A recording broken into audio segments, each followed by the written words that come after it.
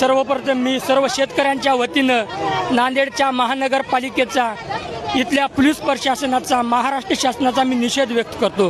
कारण का गेली अनेक वर्षापासून जे आनंदनगरला MH26 नंबर रोडला ज्योती टाकीजकडे जे आठवडी बाजार भरत होता तो बाजार अचानक मध्ये महानगरपालिकेच्या नियोजनानं त्यांच्या दडपशाहीतून शेतकऱ्याला इंदिरा गांधी मैदानामध्ये भरवण्याचं ठरवलं तरी आमच्या शेतकऱ्याची काही अडचण नाही दादांनो, परंतु नगरपालिकेच्या माध्यमातून बाजार तुम्ही इंदिरा गांधीवर भरत असताना तिथं शेतकऱ्यांसाठी छोट्या मोठ्या व्यापाऱ्यासाठी पाण्याची सुविधा द्या, बसण्यासाठी जागेची व्यवस्था करा।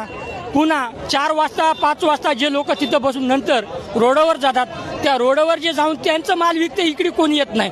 पुन्हा तुम्ही जे ग्राहक आहे नांदेडचा जो तरकारी ग्राहक आहे त्यांना एक विनंती आहे, त्या नगरपालिकेच्या माध्यमातून एक चर्चा केलं पाहिजे, कोणती ॲडव्हर्टाईज करून कस्टमरला पण बाजार या ठिकाणी आहे म्हणून माहिती, कस्टमरला माहिती नाही, शेतकऱ्याला माहिती नाही बाजार इथं भराला आहे म्हणून, कुठल्या व्यापाऱ्याला माहीत नाही। अचानक मध्ये जर तुमच्या नगरपालिकेच्या दडपशाहीतून हुकुमशाहीतून तुम्ही जर बाजार तिथं भरत असाल तर त्याला आमचा विरोध आहे।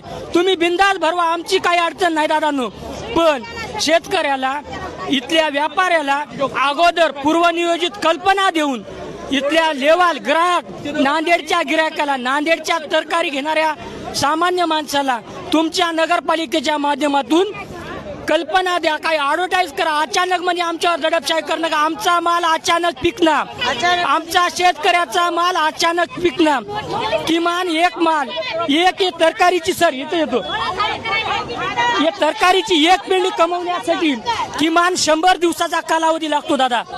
एक वस्तू आम्हाला पिकवण्यासाठी 100 दिवसाचा कालावधी लागतो, तर 100 दिवसाचा आम्हाला कालावधी लागतो।